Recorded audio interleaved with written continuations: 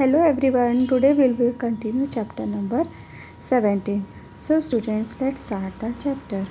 Similarly, consumption expenditure is also a major indicator of development because it is what people spend on obtaining the goods and services they need. The government conducts survey to find out the expenditure of different classes. These information help us to find out how much a particular group spend on its consumption needs. The group that spend more on consumption is considered to be better off. Consumption expenditure is an indirect way tells us about the income distribution among groups in society. देखिए यहाँ पे ये बताया गया है कि income जिसका बहुत कम है और इनकम जिसका बहुत ज़्यादा है और इनकम जो है जिसका एवरेज इनकम है, तो वो अपना रिक्वायरमेंट्स को फुलफ़िल कैसे करता है। तो जिसका इनकम जो है बहुत कम है वो सिर्फ अपने फैमिली का सिर्फ नीड को फुलफ़िल करता है। एवरेज इनकम वाला क्या करता है, वो अपने रिक्वायरमेंट्स को फुलफ़िल करता है और थोड़ी सी सेविंग्स कर लेता है। और जिसका इनकम बहुत ज़्यादा है वो कंफर्ट्स को फुलफ़िल करता है। देखिए यहाँ पे टेबल के थ्रू हम ये जान रहे हैं हाउस होल्ड इन इनकम 2011-12 में ये रूरल हाउस होल्ड और टोटल कंजम्पशन एक्सपेंडिचर। तो एक जो फार्मर सेल्फ एम्प्लॉयड है उसका पर कैपिटा पर मंथ है 1436, एक वेज अर्नर का है 2002 पर कैपिटा पर मंथ और एक कैजुअल फार्म लेबर का है 1159 पर कैपिटा पर मंथ। तो टेबल के थ्रू हम ये देखेंगे कि जो कैजुअल लेबर है वो अपना हाउस होल्ड पे बहुत ही कम स्पेंड करता है, क्योंकि जो उसका पर कैपिटा पर मंथ जो है वो बहुत ही लीस्ट है। तो सोसाइटी में अलग अलग क्लास की इनकम के अकॉर्डिंग उनका एक्सपेंडिचर जो होता है वो डिपेंड होता है।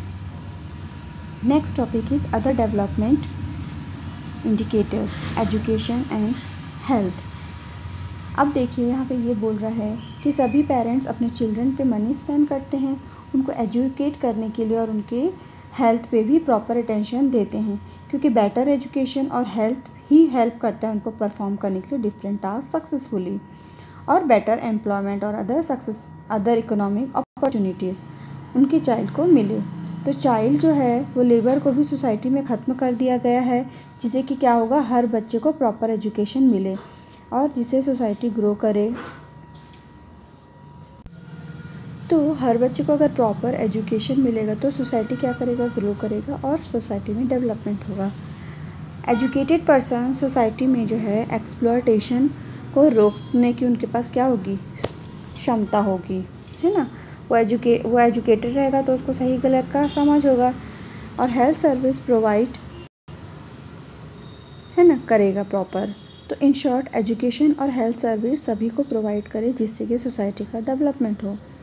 अब यहाँ पे देखिए इस पैराग्राफ में ये बता रहा है कि अब गर्ल चाइल्ड को बताया गया है वुमेन, अगर वुमेन एजुकेटेड होंगे, सपोज़ वुमेन अगर ट्रेडिशनल डिस्क्रिमिनेशंस के अगेंस्ट अपनी आवाज़ उठा सकती हैं, वो प्रॉपर फूड न्यूट्रिशंस अपने फैमिली को प्रोवाइड कर सकती हैं, प्रॉपर डाइट अपनी फैमिली को प्रोवाइड करेंगी। तो इसी तरह सोसाइटी सोसाइटी जो है वो एक हेल्दी सोसाइटी बनेगा और कंट्री जो है हमारा वो उसमें रैपिड डेवलपमेंट होगा। ह्यूमन डेवलपमेंट रिपोर्ट, इनकम का सबसे इम्पॉर्टेंट इंडिकेटर है डेवलपमेंट और डेवलपमेंट के लिए लोगों को किसी भी कंट्री का इनकम के थ्रू किसी भी कंट्री का जो डेवलपमेंट वो इनकम के थ्रू हम उसको निकाल सकते हैं। लेकिन इसके अलावा और भी 2 इम्पॉर्टेंट इंडिकेटर्स हैं, एक तो है एजुकेशन और दूसरा है हेल्थ। जैसे कि एग्जांपल के थ्रू यहाँ पे ये बताया गया है कि कंट्री में कितना ह्यूमन डेवलपमेंट कितना हुआ है, इसमें इनकम को सबसे इम्पॉर्टेंट इंडिकेटर माना गया। इसके अलावा जो है वो UNDP मतलब United Nation development education program है, हेल्थ और लाइफ एक्सपेक्टेंसी के हेल्प से डिफरेंट कंट्रीज़ का डेवलपमेंट निकाला जा सकता है।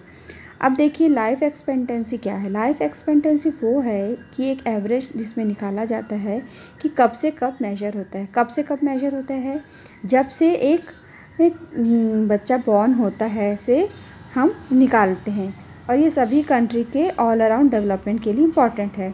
इससे जो लिटरेसी रेट अबाव 15 ईयर्स जो है के चाइल्ड हैं उसका भी निकाला जाता है। अगर सभी बच्चों को एजुकेशन मिलेगा तो लिटरेसी रेट क्या होगा, बढ़ेगा और डेवलपमेंट होगा कंट्री का ज़्यादा से ज़्यादा।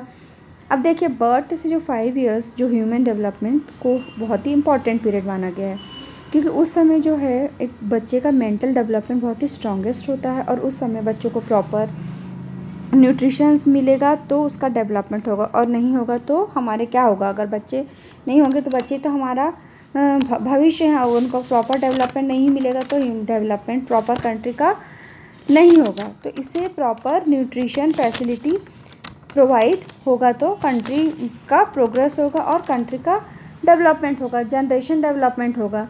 अब जनरेशन डेवलपमेंट 2 वे से है, एक तो माल न्यूट्रिशंस चाइल्ड में मेजर कर सकते हैं फर्स्ट हाइट और वेट के थ्रू इन डिफरेंट स्टेजेस में, और अगर हाइट और वेट बच्चों के एज के अकॉर्डिंग प्रॉपर होता है तो माल नरिश्ड कहलाता है। अगर हम लोकल आंगन और हमको अगर इसका चार्ट चाहिए, हमको डिटेल चाहिए, तो हम लोकल आंगनबाड़ी में विज़िट करके वहाँ से इंफॉर्मेशन वहाँ से हम निकाल सकते हैं। देखिए टेबल में बता रहा है, टेबल्स के थ्रू स्टैटिक्स बता रहा है इंडिया और हमारे नेबरिंग कंट्री का 2010 का। तो नेपाल में लाइफ एक्सपेक्टेंसी 69 ईयर्स है, लिटरेसी रेट है 59, malnourish children among all under 5 years में हाइट फॉर एज 49 है और वेट फॉर एज 39% है। उसी में देखिए इंडिया का है life expectancy 65 years, literacy rate है 63 years, malnourish children all under में दिया 48 years, weight for age 43 years. China का है 73 लाइफ एक्सपेक्टेंसी, लिटरेसी रेट है 98, माल नरिश चिल्ड्रन हाइट और वेट में दिया हुआ है 10 और वेट में है 4। श्रीलंका में life expectancy 75 years, literacy rate 91 years, malnourish children हैं हाइट फॉर एज 17 और वेट फॉर एज 21 ईयर्स। तो टेबल के थ्रू ये बताया जा रहा है इसमें कि कहाँ कहाँ पे किसका कितना दिया गया है। So come to the next topic, next paragraph, है ना।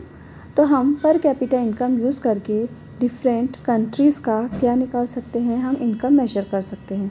करेंसी को कंट्रीज़ आर पेस्ट American dollar for example rupee, yuan और Nepalese rupees equals a dollar. Suppose American में $100, इंडिया में उसकी कितनी वैल्यू होगी, करेंसी एक्सचेंज रेट मार्केट में कितना होगा।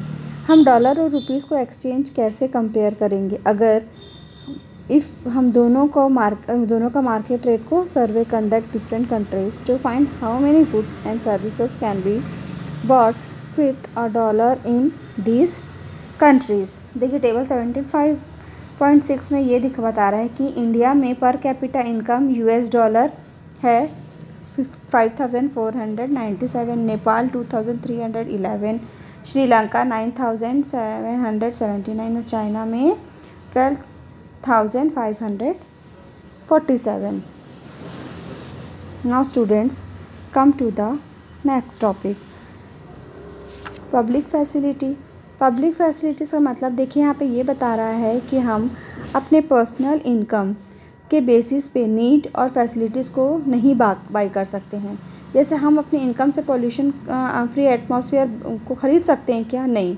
मनी हमें इन्फेक्शियस और कॉन्टेजियस डिसीज़ से नहीं प्रोटेक्ट कर सकता, इसलिए हमें अपने एनवायरनमेंट को क्लीन बनाने के लिए हमको क्या करना है, प्रिवेंट करना है spread of disease. Similarly private security guards अकेले एनवायरनमेंट को सेफ तो नहीं रख सकता, तो पीसफुल और एनवायरनमेंट को नहीं बना सकता। इसके लिए हर इंडिविजुअल्स को उसमें हेल्प करना है और सेवरल पब्लिक फैसिलिटीज़ की ज़रूरत है, जैसे safe drinking water supply system, जो भी बेनिफिट है। इसी तरह पीपल ऑब्टेन देयर राशंस और फूड ग्रेन्स और भी ज़रूरतों की चीज़ों को सब्सिडाइज रेट में मिल सके, जिससे लेवल ऑफ माल न्यूट्रिशन जो है वो रिड्यूस हो सके। एग्जांपल, इंडिपेंडेंस के समय हिमाचल प्रदेश में जो लाइव लिटरेसी रेट है वो बहुत लो और it was similar to Madhya Pradesh. ये एक चैलेंजिंग टास्क था हिमालय स्टेट में स्कूल एस्टैब्लिश करने के लिए, बट जो गवर्नमेंट और वहाँ के people were keen to seen the spread of education. फिर गवर्नमेंट ने डिसाइड किया कि वो स्कूल ओपन करे और उनको फ्री लो कॉस्ट में एजुकेशन प्रोवाइड करें। तो स्कूल में एडिशनल फैसिलिटीज़ भी दिया जाए और टीचर ज़्यादा से ज़्यादा रखें, उनको फैसिलिटीज़ दी जाए, क्लासरूम की, टॉयलेट, ड्रिंकिंग वाटर, ये सारे फैसिलिटीज़ जो है उनको वो प्रोवाइड करेंगे तो ज़्यादा से ज़्यादा जो है चिल्ड्रंस जो है वो एजुकेशन को लेने के लिए आएंगे। और